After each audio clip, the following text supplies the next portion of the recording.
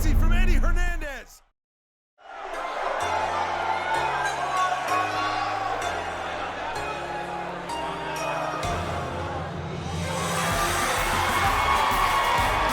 Hey everybody, welcome to GAW Dark. I hope it's a beautiful day wherever you are. It is a beautiful day here in Atlanta, Georgia, at the former home of the WCW power plant, where GAW Dark emanates from each and every week. We've got a great show coming up for you tonight, including the woman who lost the GAW Academy Championship title match at Storm Chaser Sydney, Yamamoto. She is back. We will see Woods Club take on Stafford Drummond and Scott Danielson, trying to climb their way up the tag team power rankings. And we will see Rosita return to action. For right now, we see Kairi Sane for the second time since she lost to Jessamine Duke back in week 2 of GAW Dark. Feels like a long time ago. But Sane now has another chance to get her first win of season 2. And, you know, this is a pretty good place to do it here.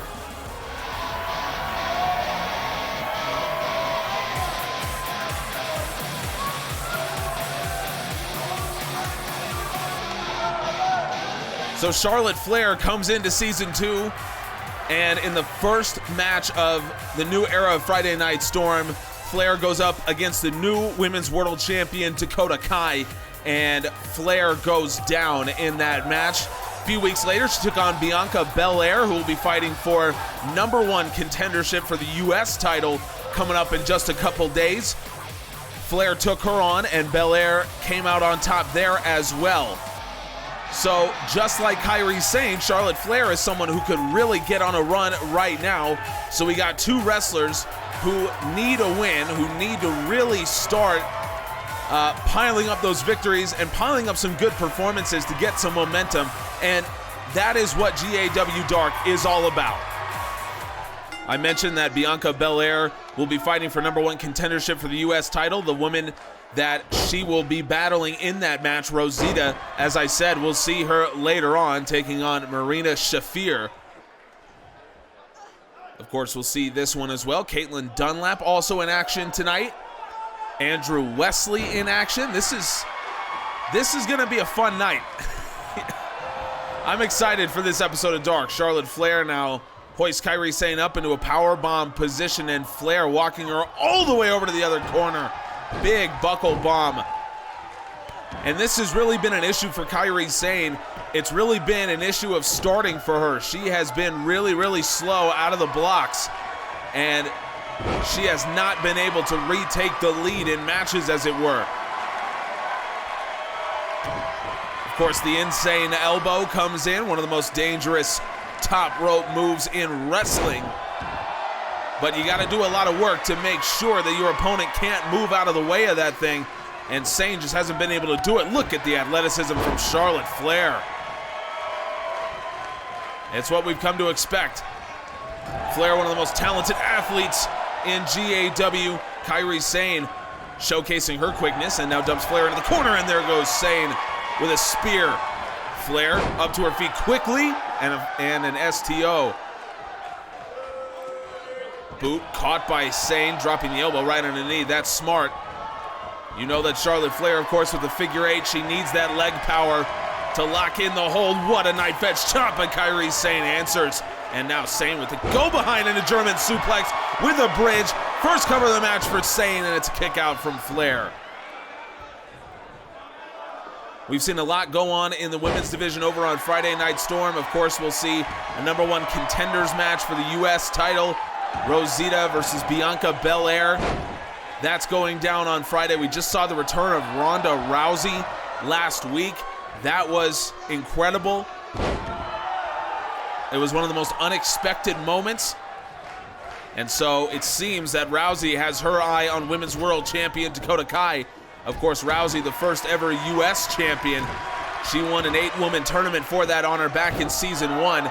Proceeded to defend the belt 8 successful times before losing it to Casey Catanzaro. And now Flair, oh, look at this, Kairi Sane. Quite an athlete is the Pirate Princess as well, and you can see this match is taking a lot out of both women. Flair up to her knees as Sane just leaning against the ropes. But Sane, nice deep arm drag, and now into the suplex position, and Sane with a Michinoku driver, and grabs the leg as well. Here's another cover, and another kick out. This match has been fought at a fairly slow pace, but Kairi Sane looking to end it, I think, as she goes up top, and Kairi Sane, insane elbow, nobody home. I told you, you need to do some damage to your opponent to make sure they can't move out of the way of that, and Sane didn't do enough. Spear attempt blocked by Flair. Of course, Charlotte Flair uses a spear as well. Sane with some flexibility, and now Kairi Sane comes in with a spear. You know, it's almost like when a woman that small comes at you like that, I mean, it's like having a lawn dart hit you right in the gut. And Sane, another cover here after working on the legs, and a kick out. Sane's giving up some size in this match. But as we know, you can do that if you're smart. You can be the smaller wrestler and win. We've seen it happen. What an elbow from Charlotte Flair. This is what we'd expect from the Queen. And now, first cover of the match for Flair. We're almost halfway through. Sane kicks out after 2. It's been a fairly measured match fought here by Flair. And Flair once again targeting those legs. Of course, the figure 8 is in the arsenal for Charlotte. Kairi Sane knows how dangerous that is. Sane and former Women's World Champion Asuka, great friends. Asuka fought Charlotte Flair for the world title back at Bash at the Beach last year, and now Charlotte Flair natural selection. I think Flair knows the figure 8 is well known, so she's trying to use something else to pick up her victories, and the natural selection gets it done. When you have a move that's as dangerous as the figure 8, you almost feel like you need to do something else. Everyone knows it's coming, and so Flair has made heavy use of the natural selection over the past number of weeks. And I think that's the reason. It's all about unpredictability. Flair, for a long time, she knew that everyone else knew that the figure 8 was coming, and she was okay with using it anyway. She figured, you may know it's coming, but you can't stop it. Women in GAW can stop it, so Flair has to go back to the drawing board. The natural selection gets the job done tonight. Coming up next, Kaitlyn Dunlap, fresh off a steel cage match victory.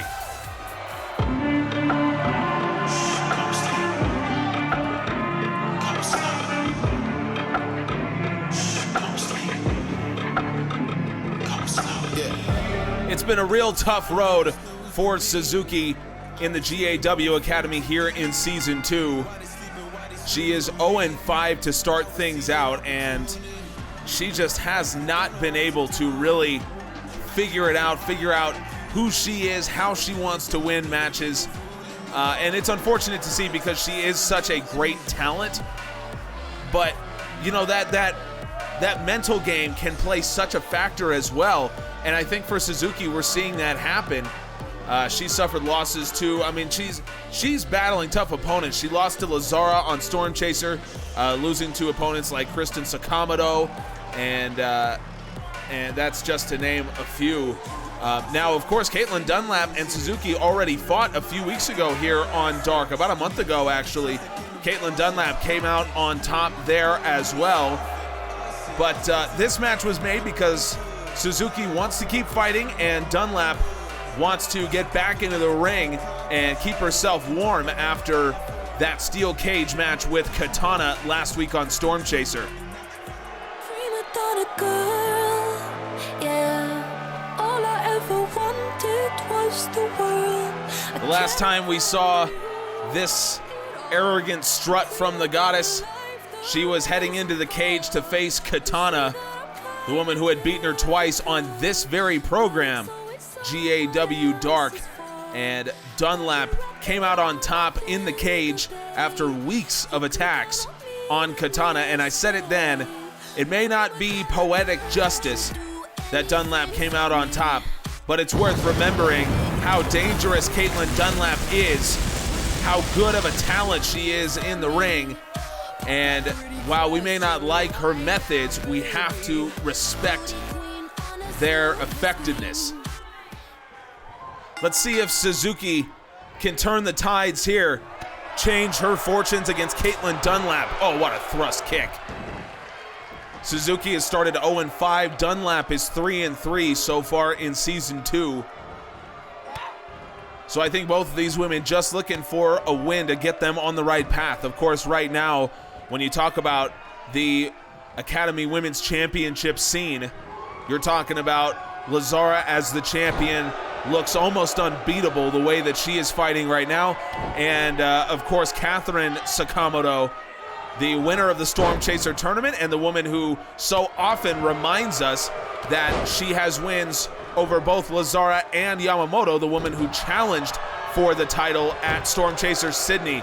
Dunlap with a victory roll into a stunner. Beautifully done. Suzuki up against the ropes now. Dunlap, Irish whip off. Here comes Suzuki. Hurdles over from Dunlap, and what a leg lariat. Dunlap now superiority. Wow, this has been a blitz of offense here from Kaitlyn Dunlap, and now a cover here, kick out. Dunlap can't believe it. I can. Suzuki is tough. We've seen it before. We saw Suzuki last week go up against Kristin Buckley. Buckley picked up her first win in GAW against Thunderbolt. And Suzuki may, oh, look at this. Kaitlyn Dunlap. Dunlap caught her. Small package here. Dunlap trying to steal it, and Suzuki kicks out. Dunlap must have learned that from Katana. Katana famously stole a no DQ match from Dunlap in that very fashion. Suzuki now knee bar applied, and this is going to be Dunlap's weakness. She is not a submission wrestler. She is not amateur trained. Oh, what a strike. That is a right hand from Suzuki, the third generation mixed martial artist. Kaitlyn Dunlap, though, she's so lanky, and she just has that presence. Dunlap no hoists her up. DDG. We actually haven't seen that from Kaitlyn Dunlap in a little while, but Dunlap now with Suzuki in the middle, and Suzuki kicks out of the DDG. So Suzuki showing some fire right now, showing a little bit of life. Kaitlyn Dunlap not too interested with it. And for something like the Drop Dead Gorgeous that has proven to be so dangerous in the past, Dunlap is starting to lose control of it. You know, it's almost like it's not as effective as it used to be. I mean, that's a move that put away Asuka. And Dunlap, it's just not the same. It's not as effective as it once was. Dunlap now, what a trip. And Dunlap rolls over. Dunlap with a bridge on the cover, trying to steal it again, and Suzuki kicks out. Dunlap's had to resort to other ways of winning now. Powerbomb, Suzuki rolled through by Dunlap, sunset flip, and once again, Dunlap has Suzuki in real trouble, and no! Suzuki narrowly avoids defeat again. That kick caught by Dunlap. We saw Dunlap actually use the Kiss My Boot to beat Katana in the cage, so maybe she's looking at moving away from the DDG. I wouldn't be surprised if that were the case, because again, the DDG came in as being so dangerous, but we've seen it almost lose its effectiveness as things have gone on for Dunlap. She did need two of them to beat Asuka, we know that. Dunlap now into that position once again, maybe looking for DDG, but Suzuki, oh wow, answers back, what a lariat. Dunlap, I think, wisely getting out of there, and Suzuki wants her back in the ring. Suzuki understands this might be her best chance to get the first win of season 2, but Dunlap, double arms, butterfly stretch here from Dunlap. And she's driving that knee right into the back of Suzuki. That is in the small of the back. I think we all know how painful that is, but Suzuki right back up to her feet. Dunlap backs off, forearm strike. Dunlap, boot to the gut and a neck breaker. Dunlap's been in control for a lot of this match, but Suzuki is still here. The question for Thunderbolt is, can she finish? You know, she locked in the legacy against Christine Buckley last week on Dark. She let it go, thinking that she would be able to put more punishment on and end up winning that match. And of course, that turned out to be a mistake as Buckley ended up winning. Dunlap knee to the gut, and Suzuki saw Dunlap trying to feint her. And Dunlap comes flying back in. Suzuki back to her feet. And now Suzuki into a small package driver, and Suzuki catches the leg as well. Dunlap in trouble, and Dunlap now kicks out. You can hear the fans, not fans, of Kaitlyn Dunlap, as we know. Suzuki, that small package driver, that was beautiful. And the quickness to catch the leg as well and turn that into a pinning combination. That was so well done. You can see why Suzuki is considered such a threat. Real athleticism from Thunderbolt as well. And now Suzuki looking for a moonsault. Rolls through as Dunlap drops her to her knees. Suzuki up again, and Dunlap comes in. What a lariat. Dunlap going for another cover now. She's put pressure on Suzuki this way. Another kick out. Talk about the athleticism of Suzuki to roll through after that moonsault. Dunlap, too quick out of the corner. Suzuki to her feet. Dunlap once again up into the suplex position. DDG. Second one of the match, and Kaitlyn Dunlap has her fourth win. It was very, very difficult to come by. But Kaitlyn Dunlap picks up that fourth win and officially moves to a plus 500 record. Wow, what a match this was. I want to go back to this move right here. Suzuki with a small package driver, and you can see just how quick she is. She's able to lock those legs in, and here is the moonsault. More athleticism on display from Suzuki. Made an adjustment in mid-air to come down and roll through, but Kaitlyn Dunlap catches her with that striking combination. I think Dunlap is growing as a pro wrestler, really settling into that striking game, but the question is the DDG going to be the big move for her going forward? It looks so dangerous at first, but is it going to be her kill shot going forward? We'll find out. Coming up next, more Academy action. Andrew Wesley takes on Mexican Shia.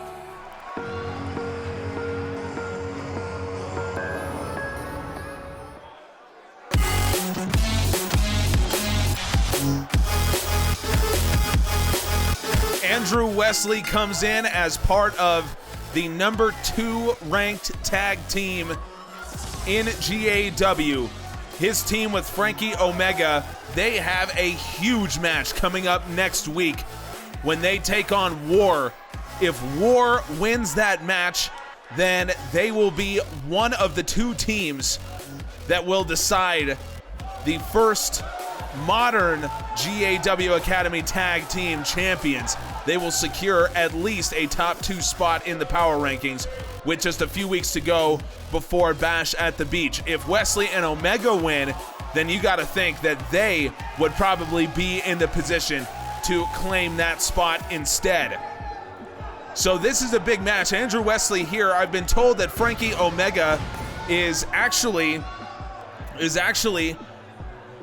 back in the training rooms right now watching film for War. Andrew Wesley felt it was important to try to get a momentum match here, try to get things on the right track for him. Let's see if that was the right call.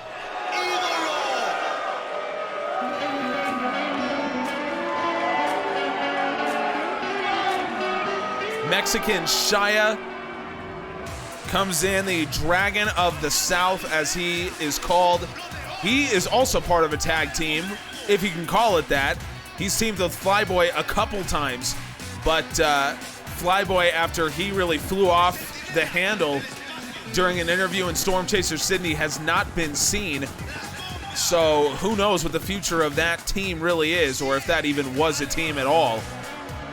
Mexican Shia, though, he's looking to hopefully get himself some success in the singles ranks. And when you talk about beating Andrew Wesley, if he is to do that today, you're beating half of the number 2 ranked tag team in GAW. or at least in the academy. And you're talking about Andrew Wesley, a man who had a competitive match with the Raw champion Midnight. This would be a big win for Mexican Shia for his GAW Academy future if he can pick it up. Well, let's see if Andrew Wesley can get himself his momentum win right now. That match coming up against War, that is, it goes without saying, the most important match, the biggest match in the young tag team careers of Andrew Wesley and Frankie Omega, going up against 13-time World Tag Team Champions. Wesley now grounded Koji clutch. And Wesley, you can see him just try to drive in some power with his knees and hips. Mexican Shia able to free his arm, get it up to eye level. Shia hoists him up. This is effortless strength for Mexican Shia, but Andrew Wesley turns it around. I think the Dragon of the South was maybe looking for a power slam, but Andrew Wesley just too quick. And now Wesley laying in the knees. 3 straight right to that orbital bone. I don't know if you've ever broken an orbital bone, but it is one of the most uncomfortable, one of the most painful injuries that it's possible to sustain. Mexican Shia might have to figure out what it's like. Andrew Wesley, just a merciless attack right now on Shia. And Wesley, that sliding kick sends Shia down, crashing right onto his face. Shia hooks the leg. Or Wesley hooks the leg, Shia kicks out. This has been a fast-paced early match here. Shia looking for a Frankensteiner, but Andrew Wesley, electric chair drop. For those of us who have been watching Mexican Shia, we're not surprised when he does things like that. Hey, he is so athletic even for his size. And now he's going to show it once again. It's Shia with a Frankensteiner. You can see he's got the height. He's listed at about 6'7", 6'8". He's got a lot of height, but man, does he have the athleticism that comes with it. Of course, athleticism is only one part of what makes a great professional wrestler, but now Shia into the surfboard ticket to the underground. Wow, that is one of the most brutal maneuvers you will find, but Andrew Wesley kicks out. Mexican Shia, this is his first advantage of the match here after that sliding kick, and now Shia meet the boss. Wesley out of the way, neck breaker. That super kick, man, is it devastating. Shia, what a DDT. Wesley was trying to come in maybe for the double leg takedown. Shia just caught it too quickly. A lot of people, when they talk about Andrew Wesley, they talk about the things that they like about him. They'll talk about his vision. They'll talk about his intelligence.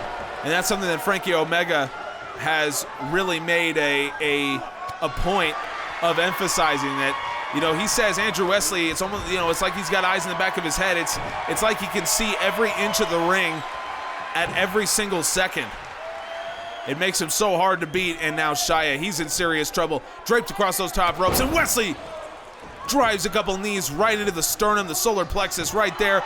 Wesley rolls him over, hooks the leg, and Andrew Wesley, he does have some momentum for himself.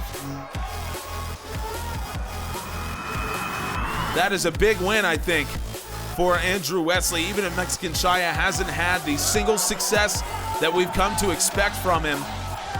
I think Wesley, all the same, that is a big win. There's nothing like coming off a win. There's nothing like going into a match knowing that your last time out, you got that 3 count. And for Wesley, now he gets to go in against War with teammate Frankie Omega, knowing that Wesley is coming off this victory.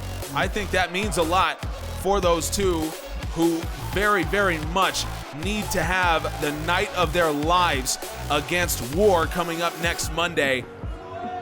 That tag match, there is so much on the line. The number 1 and number 2 teams in our power rankings right now. Andrew Wesley, he's ready. I can't wait for that match coming up on Monday. Coming up next, Rosita, a woman who's going to be fighting for number 1 contendership in just a couple days. She's got a tune-up match coming up next.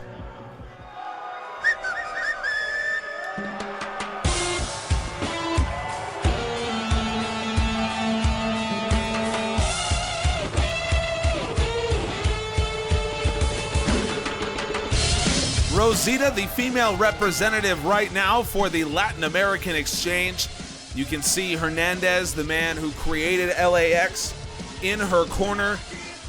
And of course, LAX also boasts Bandito and Rey Mysterio. Bandito is on a roll right now.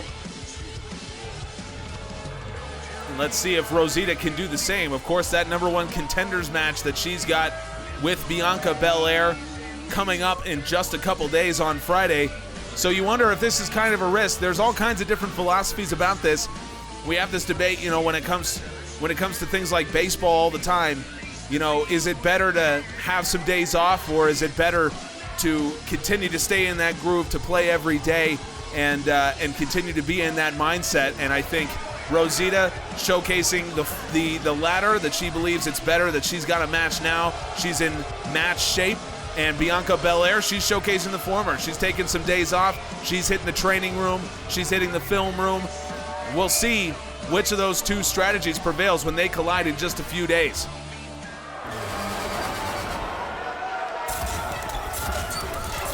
The last time we saw Marina Shaffir out here, she was fighting for #1 contendership for the Women's World Championship with her MMA 4-horsewoman compatriot Jessamyn Duke.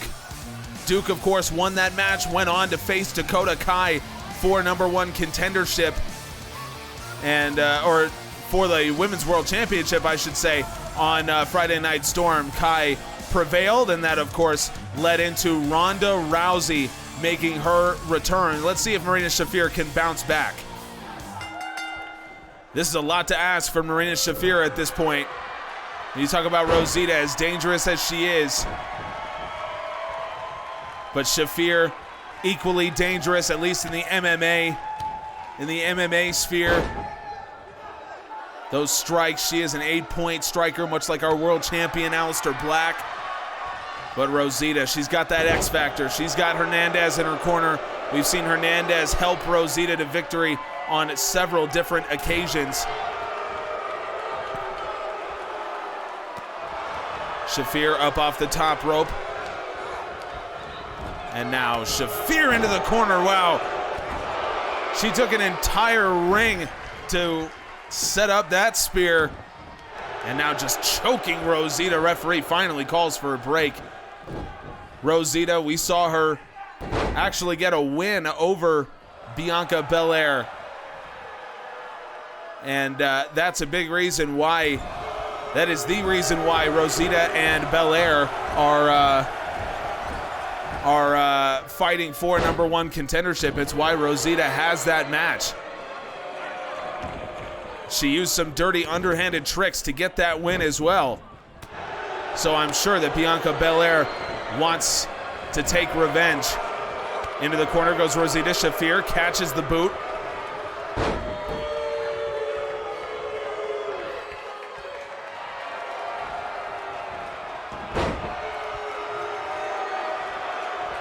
Rosita trying to take advantage, and now Rosita introducing Maria Shaffir to that turnbuckle pad. Shaffir's been away for over a year with her newborn child. I'm sure that's not the reintroduction to the wrestling ring that she would have wanted. Basement drop kick now for Rosita. Rosita's got the arm. She's learned so much from Hernandez, the help from LAX, talking about being in the training room with Hernandez, Rey Mysterio, Bandito. You talk about everything that you can learn from that. And now Rosita, Irish whip off. Shaffir, Rosita ducks underneath. Exchange from Rosita. That Hurricane Rana sneaks up on you like a hiccup, and now Rosita hooks the leg, and Rosita, she's got her momentum win as well. That #1 contenders match is coming. She will take on Bianca Belair. And who knows how much this may have helped her. Again, there's those two competing philosophies. Is it better to be constantly fighting, to be constantly in that mindset? Rosita thinks it is, and this is a big victory for her as she goes into a #1 contenders match for the U.S. title. Coming up next, Yamamoto, the future of wrestling. She came up just short at Storm Chaser Sydney. She will be in action for the first time since that event. And we caught up with Yunson Park, one of the head trainers at the GAW Academy. He has trained Yamamoto since she got here to GAW. And we caught up with him earlier today talking about Yamamoto. Here's what he had to say. Yeah, Yamamoto was on the plane with me back to Atlanta. I mean, it's a 20-hour flight. I don't think she said a word the whole time. I think she took that loss to Lazara pretty hard, honestly. Has she been training like normal over the last 10 days? She's actually been training harder than normal, honestly. You know, I think when you're that young with that many expectations put on you, a loss like that can be really hard to take. But Moto is still motivated and grinding. I think that says a lot about her. I think she knows this isn't over. So I would expect to see her performing at her top level tonight.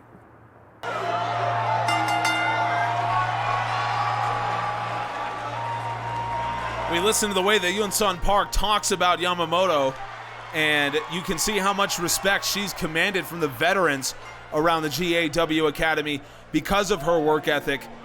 Now, I don't believe that Kristin Sakamoto shares that level of respect.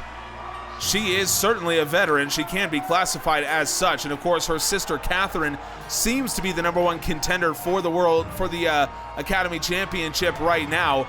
I don't think Kristin really has a lot of respect for Yamamoto. But you know what? The reality is I do have a lot of respect for Yamamoto, and you see her coming back. You know, we saw her, I misspoke. I said we hadn't seen her since Storm Chaser Sydney. We saw her at Dark St. Patty's Day when she was teaming with Lazara, and Lazara in that match refused to take a tag late down the stretch, and that's what allowed Team Kick to pick up the victory in the main event of that show. Apparently Yamamoto's bounced back pretty well. It's great to see, and it's great to see that even at such a young age, Yamamoto is so mature. There's some pride on the line in this match as well. Yamamoto explodes out of the gate. What a boot. So Yamamoto, as we have alluded to so much, neckbreaker, float over cover. Kristin kicks out. Yamamoto was called the future of wrestling by her trainer, Kazuchika Okada. If there is higher praise to be earned in the world, then I haven't seen it. But Yamamoto became famous after those comments by the Rainmaker himself. Well, after that happened, of course, Katsuyori Shibata, one of the head trainers in the NJPW LA dojo, you know, he had two very promising students as well by the names of Kaitlyn and Kristin Sakamoto. And Yamamoto, oh wow! Missile basement dropkick and a senton to follow it up. And so Shibata had been singing the praises of both Sakamoto's sisters at that time as well. So he was actually asked about those comments by Okada, and Shibata said pretty much that he believed that Kristin Sakamoto is the true future of Japanese wrestling in terms of her style, and it's no surprise given Shibata, you know, how much he means to the sport of Japanese professional wrestling.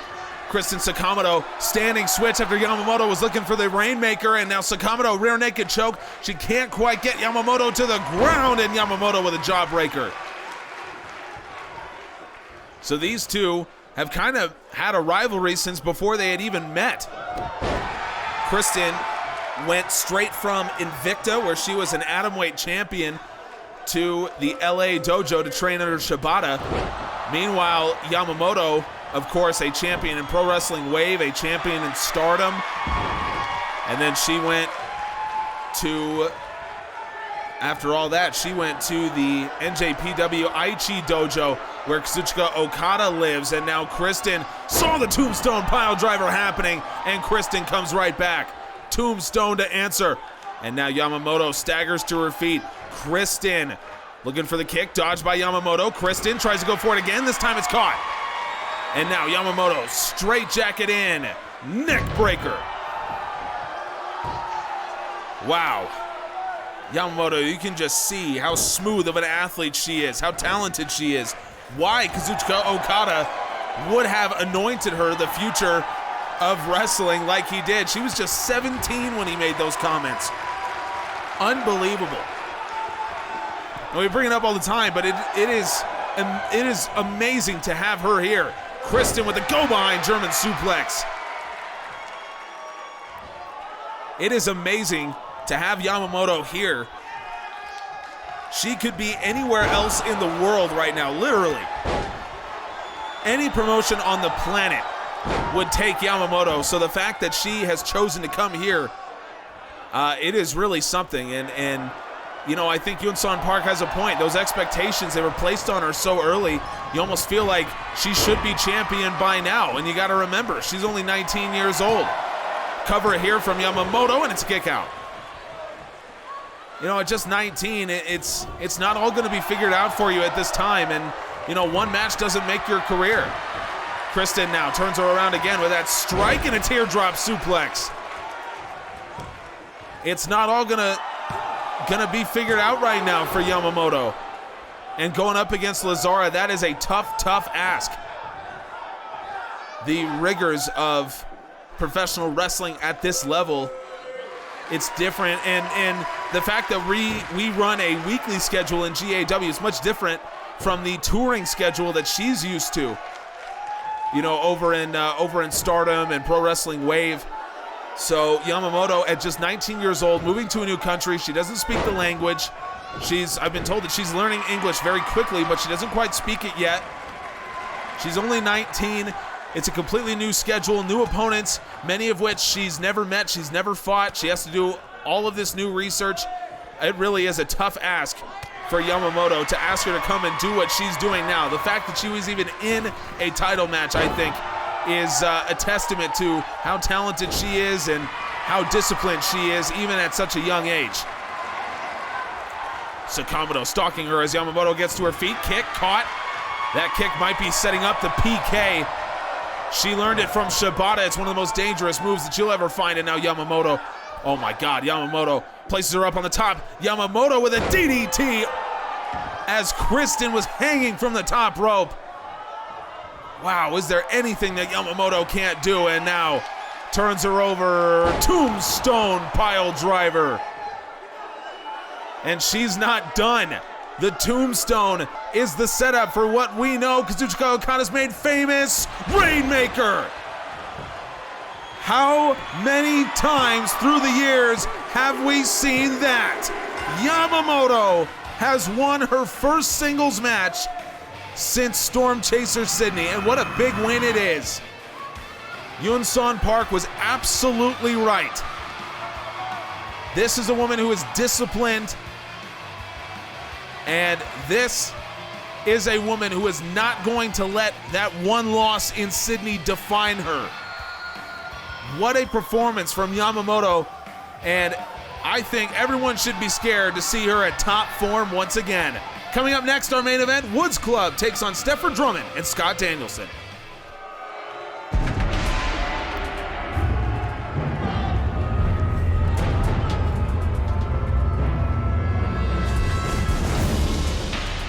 Let's talk about Scott Danielson, the kind of run that he's had so far in Season 2 in the GAW Academy. He has been very much present. And of course, the last time we saw him was just a couple days ago when he fought Lars Nightfall in a brutal match. I don't mean brutal because of weapons or anything like that. I just mean the physicality on display in that match. It was something to behold. And what we found out during the contest was that the winner of that match would face Oliver Parker in a #1 contenders match for Kurt Andrews' World Championship, his Academy Championship. Nightfall, of course, prevailed in the main event just a few days ago, which leaves Danielson back in the tag division. How did you find a way to run? And he returns there with Shaffir Drummond.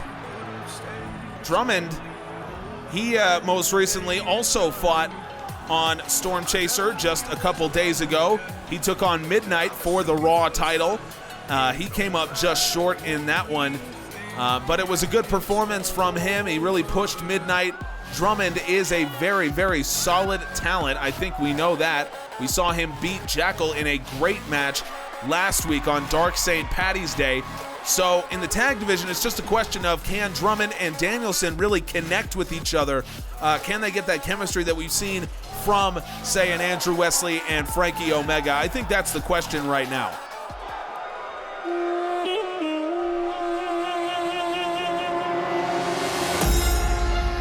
Now, there's no doubt it's been a pretty disappointing start for Woods Club in the newly reactivated tag team division. 1 and 2 are this team. They lost their first match to the newly formed partnership of Andrew Wesley and Frankie Omega, and then they were the ones who drew the short straw and took on War when War made their GAW debut. So it has not been the best run of form for Woods Club, but when it comes to climbing the rankings, all you got to do is win, and that climb can start at any time. So let's see. We got the number 4 and the number 5 teams right now, and there's a lot on the line here as they try to claw their way into a tag team title match. Of course, that match will happen at Bash at the Beach. It will be the final 2. It'll be the top 2, I should say, in our power rankings coming into Bash at the Beach that will end up fighting for those titles. Now, of course, as we mentioned multiple times, we will see Wesley and Omega take on War next week on Storm Chaser. I cannot wait for that match. And after that match, we will get some updated tag team power rankings as well. So we'll get to see exactly where all these teams stand after a week of action, or 2 weeks of action, I guess it'll be at that point. Now for Lance and Seth Woods, it's all about trying to... Oh, what is this? What is he doing right now? Lance Woods. Wow, this is... Look at this, modified surfboard, kind of with a figure 4 leg lock. Wow. Wow, that was a lot of work, and Scott Danielson just way too strong. Just powers his way out of it. Danielson now sends him into the corner, but Lance Woods fights him off. And now Woods, Irish whip into the other corner. Of course, Woods Club, the much more experienced tag team, and now we're gonna get a tag in. Both men climbing up to the top. Stafford Drummond sees the danger. Look at this, leg drop splash combination. Those are 2 big men flying from the top. We have less than 3 weeks to go until Bash at the Beach. And of course, we know that Kurt Andrews' Academy Championship, he will take on the winner of a number 1 contenders match coming up in 10 days. We know that it'll be Aleister Black versus Walter, although of course Black has an upcoming title match with Matt Riddle. So maybe that match will change as well. We know that we will see Bobby Lashley versus Ricochet as well. Stafford Drummond going up to the top, and Drummond drops the axe on top of Seth Woods. So all of that we know for Bash at the Beach. Of course, we also know that we will see the top 2 teams compete for the reactivated Academy Tag Team Championships. We'll see the Rumble on the beach. The winner gets an Intercontinental Championship title shot. We've got so much going on at Bash at the Beach, and I can't wait. I assume we know that Midnight will be there as well. We'll see in the main event of Storm Chaser coming up next week. A 4-way dance to decide Midnight's number 1 contender. Into the corner goes Drummond. Seth Woods comes flying in. Drummond out of the way. And now Drummond hoists him up onto his shoulders. Drummond, we got a little airplane spin action going here. Stafford Drummond, he kind of looks like a 1980s pilot, doesn't he? You guys ever watch Wings? Drummond kind of looks like he kind of looks like the owner of that other airline, the bastard with the fat guy. You probably totally lost my reference here. Who the hell's watched Wings? I love Wings. Seth Woods, Stefford Drummond battling on the outside. Woods going for a suplex, and Drummond caught it before it could happen. Right hand strike, and now Drummond following it up. Drummond just laying in the strikes into Seth Woods right now. The fans are loving it. Drummond may not love him back, but I got to tell you what, the fans, they're big fans. Drummond, oh wow, head right into the steel post.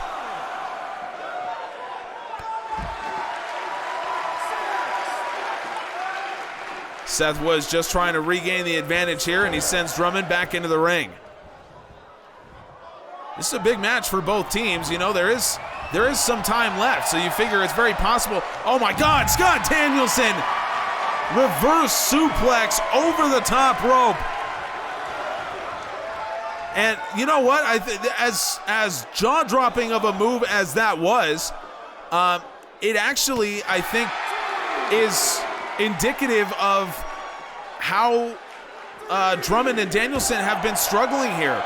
The chemistry's not quite there. Stefford Drummond. Oh, Stefford Drummond! What a spear! He just drove Seth Woods right through that barricade. The fans in that area, they are loving it. Stefford Drummond. He is going all out right now. You tell me this guy isn't looking to be a tag team champion. Bashing Seth Woods head first. Seth Woods has gotten far too acquainted with these barricades, I think. Woods back into the ring, and Seth needs to dive to Lance. Makes in the tag. Here comes Lance Woods. What a knee strike. Right up into the chest, and now Woods follows it up. Pump kick. Drummond up, and Woods kitchen sink. And now Woods going again. Drummond hops over the kick, sling blade. Beautiful. Stefford Drummond. Oh, thought he was going for the stop. Instead, it's a little heel tap. Right to the face. Drummond. Wow, flatliner. No Seth Woods to help out brother Lance right now. Is it going to matter? Lance, oh wow. Suplex into a backbreaker. Looks very similar to a move made famous by the Messiah of the backbreaker, Roddy Strong. What a kick by Lance Woods. Floors Stefford Drummond, and there goes OSHA's least favorite son. Out of the ring, Seth Woods to his feet. Lance Woods comes in. Diving crossbody, and both men are down. I think you can tell both teams want it. Both teams want to be champions. It's an easy thing to say. You can say it all you want, and everyone who gets into professional wrestling at some point wants to be a champion. But the question is, how much do you really want it? How much are you willing to put your body on the line when it matters most? And for all four of these men, the answer is clear. They are willing to shorten their own careers and possibly shorten their own lives for a chance at tag team glory here in GAW. And again, there's still a lot of time. A win here could propel you into one of those crucial final two spots. It's very possible. Oh my God. Lance Woods, pump kick, and it shattered Drummond's nose on impact. Now Lance Woods into a modified suplex. Drives Stefford Drummond neck first, and Scott Danielson is there. Breaks things up, and I think he caught the referee as well. Drummond laid out, and Lance Woods retreats back into friendly territory. Drummond and referee both down, as now Drummond staggers to his feet. Woods boot, and now Lance Woods double underhooks. Oh man! One of the most vicious gut busters you will ever see, but the referee is still out. I think Lance Woods would have loved to make a cover off that one, but he can't. Referee finally making his way to his feet, and maybe that was part of the plan for Scott Danielson. No punishment for Danielson and Drummond. You know, the referee, it's a dangerous job sometimes, and sometimes you're in the line of fire. And, you know, we see it in the sport of hockey. You know, sometimes the referees are just there. It's unfortunate, and we hope that they can avoid any kind of serious injury. But no punishments for Drummond and Danielson. Oh, Shaffir, this is not the time. That was not the time. He's thrown back, and now he's in real trouble. Lance Woods whips him back. Clothesline from Seth. I love that move. And now Danielson out, trying to break it up, and he just does. Lance Woods disposes of Danielson as Seth. He's got the double underhooks, trying to hoist up Shaffir Drummond, but Drummond gets out of it. I think Seth was looking for a tiger driver.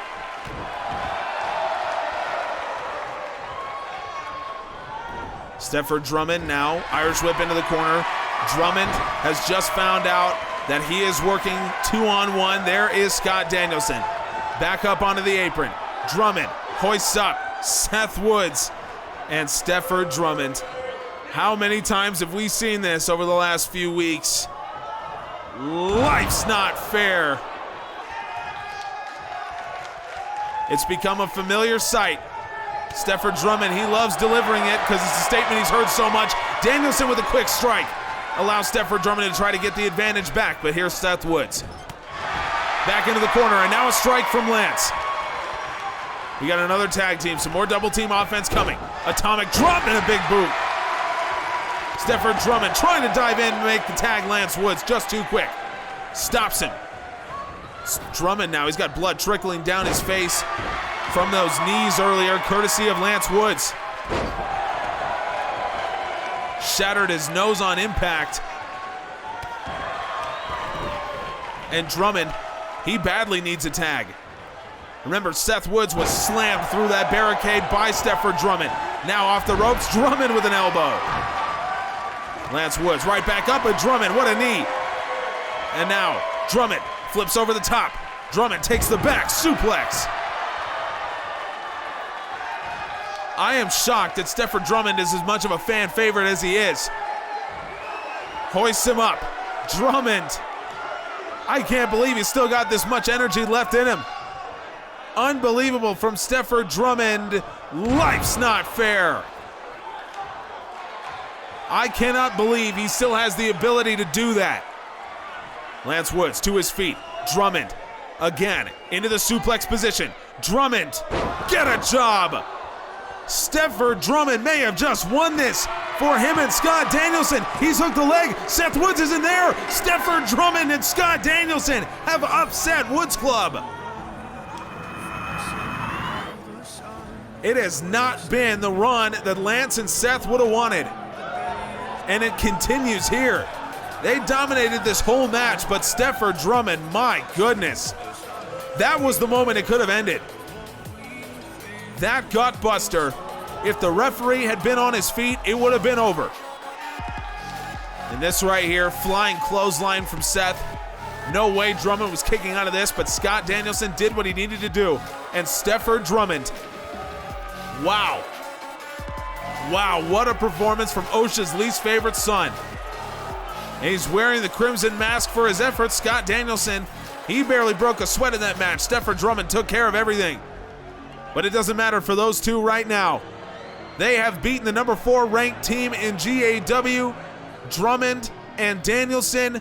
Where will they move up to in the rankings? We'll find out next week on Academy Storm Chaser. We told you about all the great things coming on that show, and of course, on Friday Night Storm, our main event, a number 1 contenders match between Rosita and Bianca Belair for Tegan Nox's United States Championship. Thank you so much, ladies and gentlemen. Go check out our website for full recaps of all of our shows as they happen. Never miss a minute.